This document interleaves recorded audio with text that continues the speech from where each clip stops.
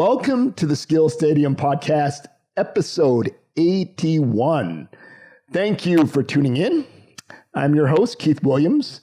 Every week, you will hear stories from professionals in the skill trades, business owners, educators, influencers, people giving real-world advice.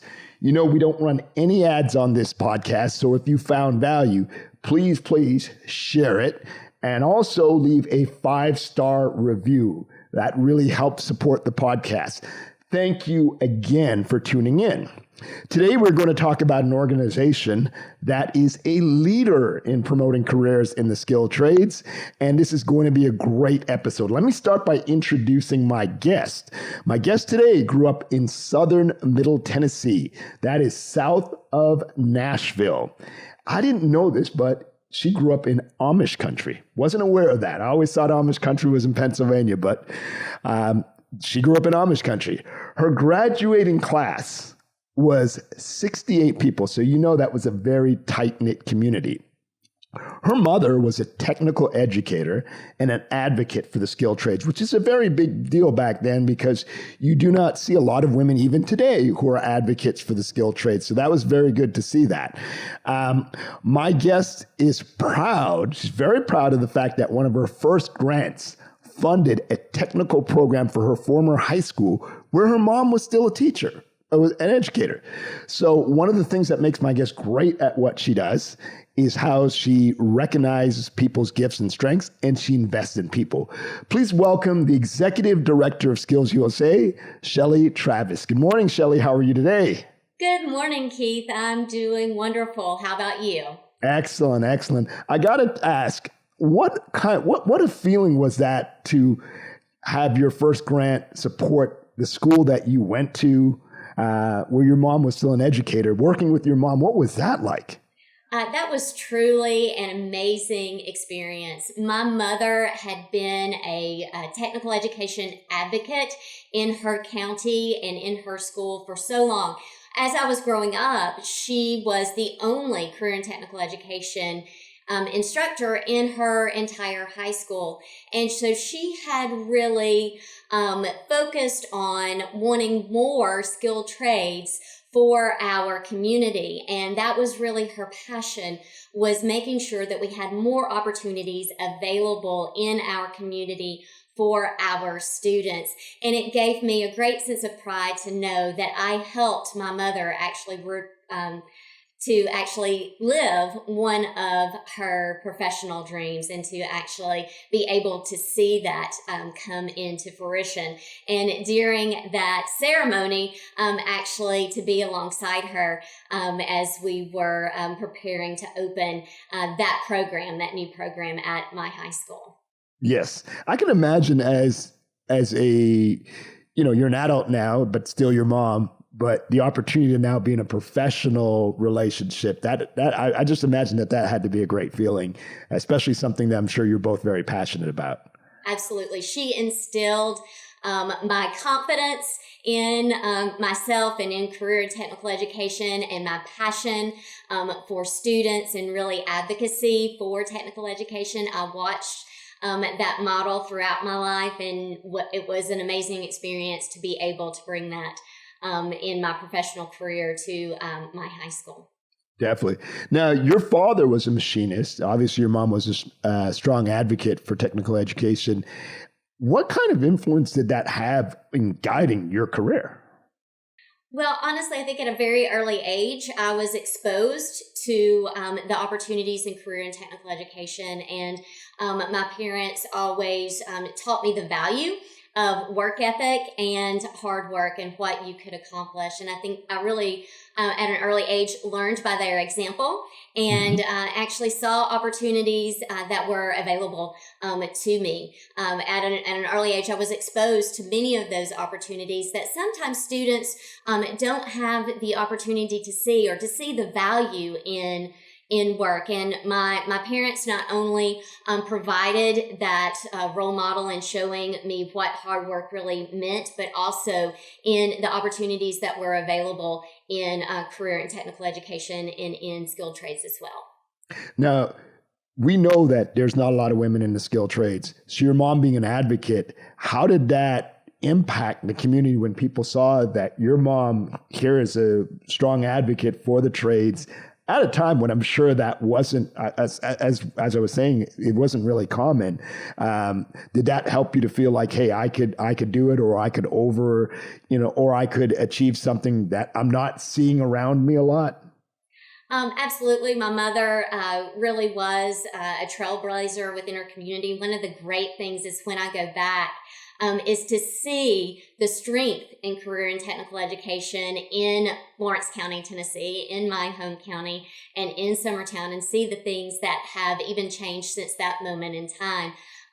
When I was there with that grant for that program, and to be able to see the growth within that community. My mother really had, and still has to this day, a passion for our hometown and for making sure that skilled trades are actually recognized and valued, and really has a passion for having those opportunities available to our students and to the individuals and families within our community. There is no other way. And one of the things that I did learn from her and from being in technical education, that we believe that you can change an individual's life, and not just an individual, but an individual, their family, and their community in such a short period of time as you can in technical education. And really, when you couple that with an organization that I'm so passionate about, SkillsUSA, just the changes that you can see in the community and across our state, it has been remarkable over the last several years. So very proud to be a part of that, and now to have the opportunity to not only see those results, but to have that impact on a national scale as well. I truly believe that in this moment in time, we have no greater opportunity than to make such a significant impact on elevating career trades that as we do right now. And so glad to be a part of that. Definitely. No, I agree with you. And especially in a smaller community where you might not have the larger corporations, small business is like the lifeblood of any of this country. But in a smaller community, it's even more important. And I believe, and I'm sure you can agree with me, that skilled trades is probably one of the fastest paths to good living, but also to building businesses. And Absolutely. Yeah. And I think we've seen a lot of that perception and really the value of career and technical education and skilled trades really throughout our nation really change over the last several years. I think the pandemic has really shone a light on the need for career and technical education and skilled trades, and for the essential nature of the work, how we keep our country moving forward. Oh, yes. And Yes. that workforce development, we truly are training the future of our nation's workforce, and the importance of that. I think we've really seen that and have made great strides in that perception being changed, because you see the value of that not only in the rural communities, but across our nation. Definitely. And you think about just during you mentioned the pandemic, people were home a lot more, so they were using their bathrooms. Obviously, there's more wear and tear on the things in your house, like, your electric, your plumbing. So I would imagine, and I know this to be a fact because I've interviewed people in the plumbing and electric business, and they said people were calling on plumbers more because people were home more. So they were wearing things out that normally don't get worn out. So you're right. It's essential to the infrastructure and to just our existence. Absolutely. No matter what happens, you are still, we keep America moving. We keep the lights on, Yes. right? And make sure that we are moving forward as a nation. So I do think that really the essential nature was really highlighted from our healthcare workers, from our automotive technicians to our welders and our machinists. and those electrician and plumbers that you just mentioned, and so many of our skilled trade workers that they are so valuable to our everyday lives, and we actually were able to see that importance. And I think really, you mentioned what at an early age I was exposed to a lot of that, and I think that's what we need to do more of, is to make sure that our children, our future workforce, know about the importance of skilled trades, that we value that, and that we are really creating not only an awareness but really an interest, and really showing that these trades do lead to great careers for our students. Definitely. Chelle, can you tell us about, for people who don't know about Skills USA, can you tell us a little bit about the organization and what they do? Absolutely, Keith. We are a career and technical student organization, a national career and technical student organization. We serve over 365,000 students annually, approximately over the last 5 years, and about 20,000 classrooms across the United States, in all 50 states, 2 territories, and DC. We represent over 130 skilled trades areas, and including the health sciences. And so you can really see the impact. And what we do is we want to elevate career and technical education, to provide recognition and really tell our story. And that's what we are hoping to do today through this podcast, and creating that awareness and that interest in their future career and our nation's future workforce. Definitely. And I think it's so important. There are a lot of people who are not familiar with Skills USA. And so I do think it's so important that we put that message out there, and because the biggest challenge I think for young people is the exposure, is not knowing the opportunities are there. Because let's face it, the schools don't always do a great job. They're always pushing college. And so we've got to show these students that this is just as viable a career path as college. Not saying college is bad, but this is a viable career path that is respectable and pays well without the debt. So your organization is critical in leading that. Absolutely. And we have such an impact. What we really focus on is our nation's future workforce. And we really focus on, you mentioned in the classrooms, we are integrated into our classrooms, in our CTE classrooms. So a Skills USA classroom really does focus on those development of personal, workplace, and those technical skills that are grounded in academics, that our employers really tell us that they need, but we don't always see out of our graduates. And so that is what Skills USA is really focused on, is impacting our nation's future workforce, so that our students have the skills that they need, that the employers are looking for. And I think it's so important that you have a relationship with the employers, because it helps you to better prepare those students for what the employers want. Absolutely.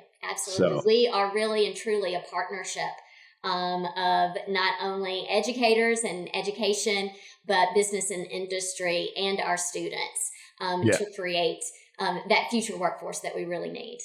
Definitely. And I'll say this, businesses really need you, because the people who work in the skilled trades, I heard, like, this is data points I've heard, the average age of a plumber is about 45. They're in there, and it's same thing for electricians. The skilled trade workers, a lot of them are older, and so they're going to be retiring.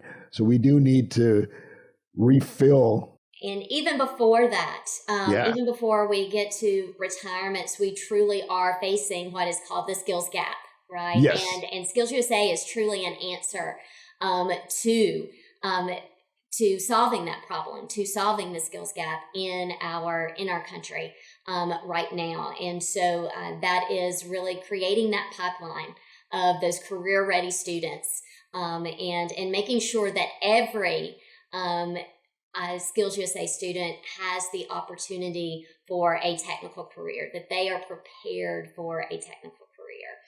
So we are really focused on that. How do you determine the schools that are going to get funded and get funding? So the receive funding from some of the grants that we give. So Yes. membership is different than funding. So we do offer grants to schools through some of our partners. We're very fortunate to have partners that want to invest in our programs across the country. And just recently, you may have seen, and that may be from where this question comes from, a Lowe's grant that we actually just announced. We just announced all of those recipients. We had 43 SkillsUSA chapters in 22 states. We're just awarded Lowe's grants of up to $15,000 across the nation to make sure that they had the tools that they needed and the supplies that they needed within their classrooms, as well as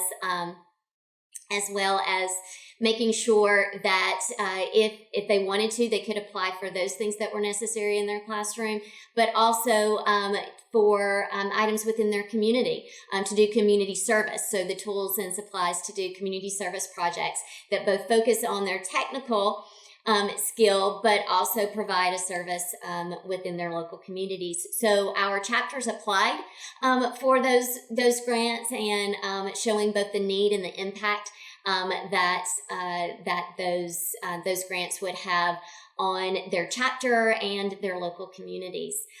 So really looking at, we are very fortunate to have partners like Lowe's and others that do give to our chapters when they are in need of tools and supplies as well. Excellent. So the chapters kind of lead that push then. Actually our partners, it's a partnership.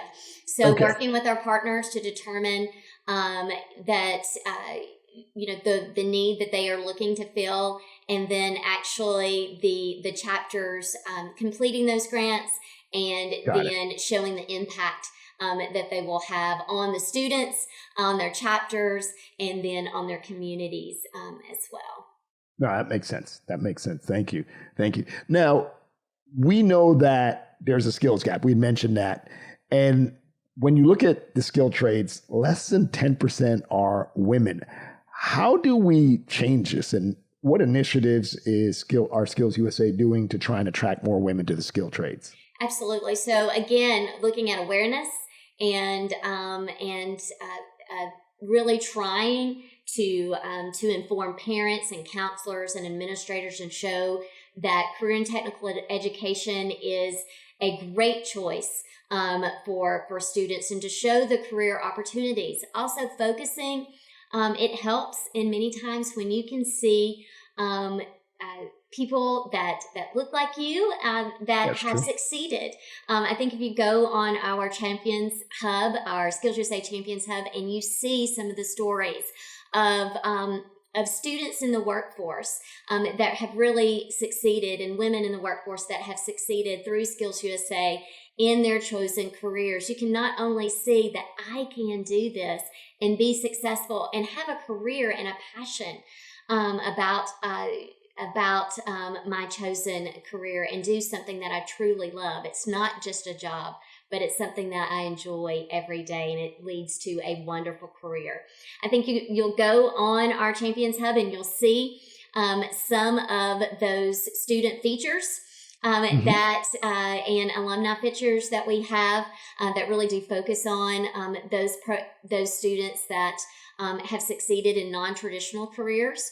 Yes. And also our series that our partners have helped produce, such as Women in Manufacturing, and really showcasing the opportunities that are available and really changing that perception of manufacturing and of the opportunities that are available to women in the workforce there as well. So we do have a number of different programs and resources, and also just stories of our SkillsUSA champions that have really succeeded in the workforce in non-traditional careers.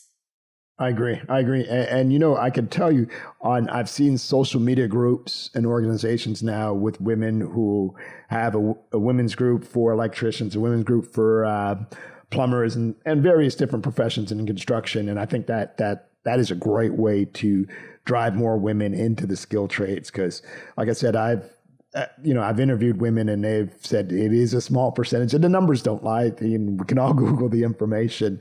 And so I do think that we need to get obviously more women into trades, and it helps when they have examples And mentors. That they Yes, I can agree. look up to. Mentors. I know that was so important to me as a student, and can really see. You can really then begin to see yourself in that position and in that career that you're very passionate about as well, and truly skilled at Yeah. too. And I know when we talked, you'd shared that you had a mentor that really had a big impact on you. Can you tell us about that, please? Absolutely. At a very early age, I was fortunate to have a student organization advisor that was a wonderful mentor. She believed in me. She poured a lot of confidence and a lot of herself and time into providing me with opportunities. It was my choice whether to take them and to rise to that occasion. But she did provide me with the opportunity to speak at my first conference, to run for my first student elected position at a national level. And she really provided me the confidence in myself that I could do that, and I could achieve my dream. The first trip that I ever took was to a student organization on a plane, Yeah. to a student organization conference, was with her. And so she really did instill the confidence in me that I needed to succeed, and made me want to then carry on that and give that to others as well. Yeah. Well, she certainly helped you to pay it forward, because I'm sure you've influenced a lot of young women during your career and your time with Skills USA. I do hope so. Miss Webb was a wonderful mentor, and I really did always appreciate what she did for me, but also all students that she impacted in my school as well. Definitely.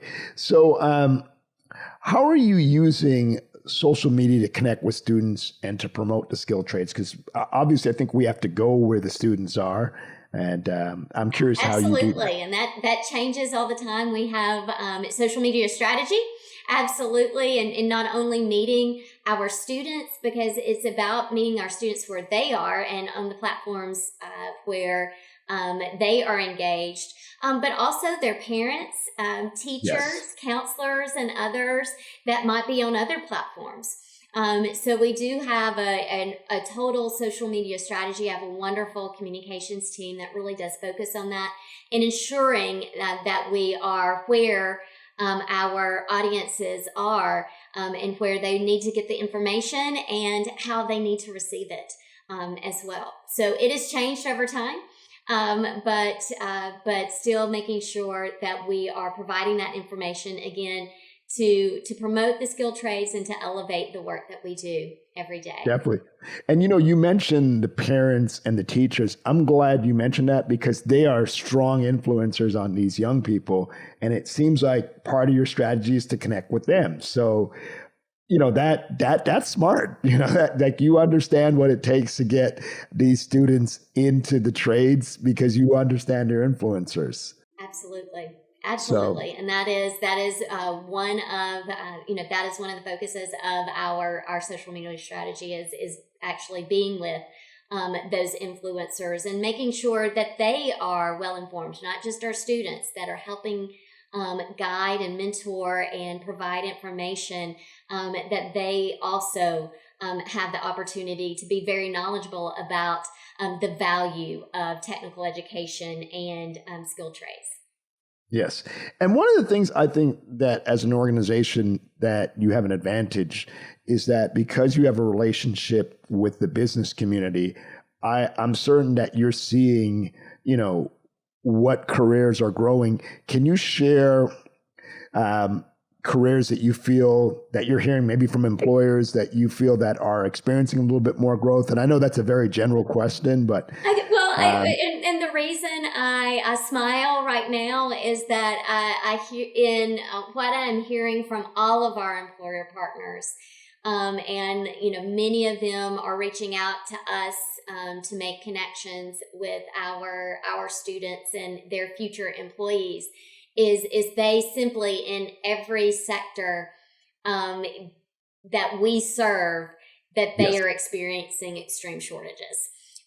So I think that, now, and that's why I said just in this moment in time, I do think that we have the opportunity to truly change the perception of career and technical education and really demonstrate the value of a skilled trade to the individual, their family, their community, and our nation, because there is such demand in every sector that we serve right now for those employees. I have not worked with one employer partner right now that is saying that they have enough employees to fill their jobs right now. No, that's great news. So it's a good place to be in for our students and for the future, for our future workers. But so that is why we work so hard to ensure that we're preparing our students and preparing more, trying to engage more students to help them prepare for a successful technical career. By the way, speaking of preparing, how is your preparation for the nationals going? Because I know that's coming up, and it's going to be in Atlanta, as a matter of fact, in June. Can you tell us how that's going? I know that's a lot of work for you, and I think you're excited because this is the first time it's going to be since the pandemic in person, if I'm not mistaken. Absolutely. I am extremely excited, could not be more thrilled that we will have our first in-person National Leadership and Skills Conference since I took office. So it'll be our first one since the summer of 2019. And it is this time it will be held in Atlanta, Georgia. And we are so thrilled to be able to have that in person and to bring together our partners, our students, our advisors, our administrators, our staff, our state directors, all of our stakeholders from across the country, and bring them to Atlanta this summer to really celebrate and honor and elevate career and technical education. And so I couldn't be more thrilled. Preparations are going well. Very excited. Next week, we'll be bringing our technical chairs, our technical committee chairs to Atlanta to work on those preparations and really getting ready for our competitions, which will be held during our conference. Yes. So very excited to be seeing over 100 of our partners next week, and actually getting ready to bring that conference to fruition. Couldn't be more excited than to be able to have that in person this year. Yeah, and I might add, Shelly's being quite modest. This thing is like the Super Bowl for the skill trades. This is where people showcase their talent. There's young people from all over the country, so it's a big deal. It is like the Skills Olympics. We under one roof. It is the largest display of career and technical education and of skilled trades competition in the nation. And actually we are part of, we will showcase also our students that will be going to compete in World Skills as well internationally. And we do host the largest skilled competition, not only in the nation, but also internationally as well. So, that's impressive. That is very exciting to be able to bring all of those partners and to have that showcase of skills once again in person. Did it virtually for our students and to provide that opportunity, but so ready, you really for our hands-on instructors and advisors and students, we need to be in person. So Definitely. Excited to be able to do that this year. Definitely. Well, I know you've been working hard, and you're already having people show up in January. So I wish you much success, and I know you're going to knock it out of the park and do a great job. Absolutely. We have a wonderful team at the national office and across the nation. Right now, we have students that are competing locally, regionally, and are getting ready for their state competitions to be ready in preparation for nationals. So state competitions kick off here in about a month with our first one starting in late February. And then they'll be going all spring, and then we'll see those gold medalists hopefully arrive in Atlanta in June. Sounds good. Sounds good. Well, I'll definitely be looking out for it. Definitely. Can you please share some resources for students who are interested in learning more about the skilled trades in your organization? Absolutely. Just I'll give just one really easy. It's SkillsUSA.org. And from there, you can find much of the information about our organization and about the skilled trades and the work that we do.